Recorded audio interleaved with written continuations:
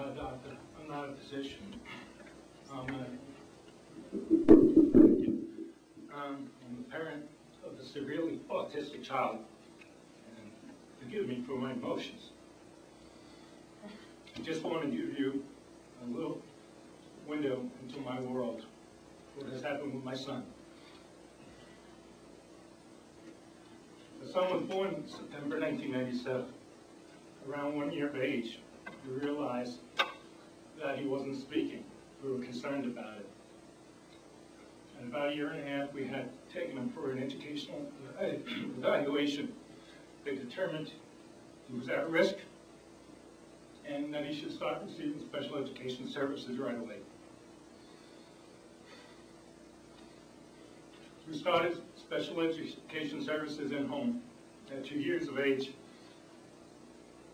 he was diagnosed with autism by 3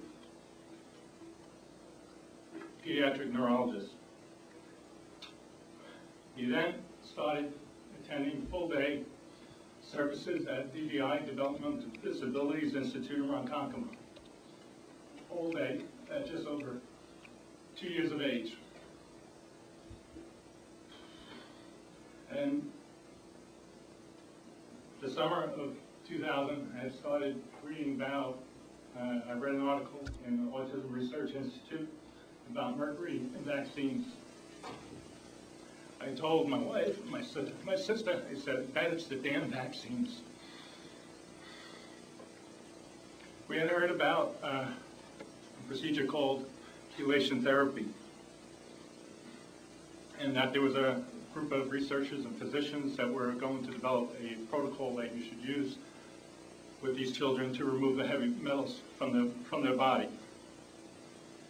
That protocol came out, I believe it was around the spring of 2001. My son had been in the program at that time for about 1.5 years at DDI with virtually no progress. He didn't understand a word of language.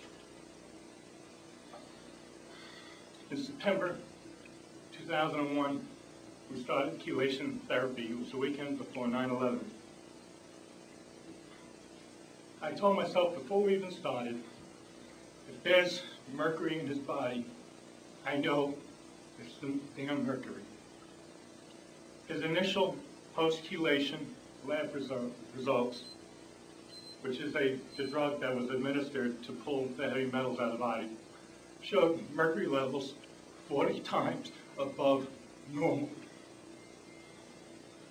3 weeks after we started chelation therapy, he started to improve in school. His receptive language started to improve. I knew that was the problem, that it was the mercury. In my heart, it may not be scientific, but I know in my heart. He was on chelation therapy on a regular basis for a year, and then on and off for another year, until his levels actually came on the chart.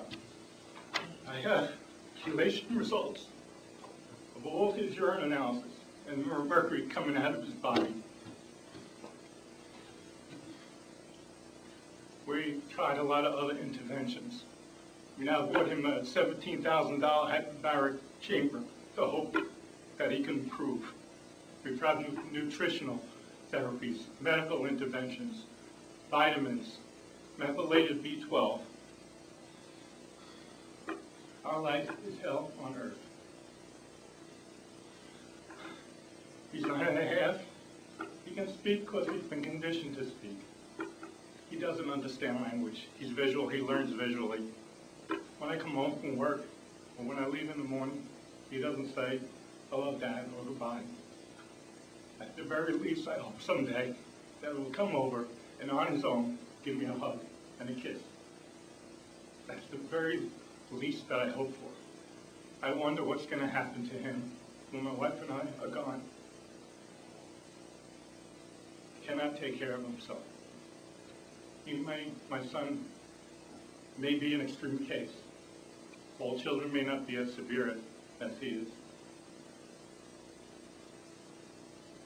but I know what contributed, if not caused, his problem. Please do not support Resolution 2477. Thank you. There are seldom times that I can sit around this horseshoe and feel emotionally overwhelmed. I come from a school of hard-nosed and cynics, and well-based in politics. I do not see any reason, even if it's way out of line, for us to think that it has nothing to do with it. I have 2 children, but for the grace of God, they are well and doing well. I don't see any reason for this county at any time to expose a child to mercury that may or may not be the cause of autism. Therefore, I'm going to make a motion that we take 2477 out of order. Second. Thank you. The motion is before us.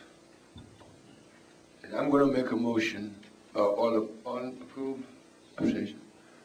And I'm going to make a motion to approve for the purpose of defeating. I don't even want to table this resolution. Second. All in favor? All opposed? Opposed. The motion is defeated, and I hope it never comes back.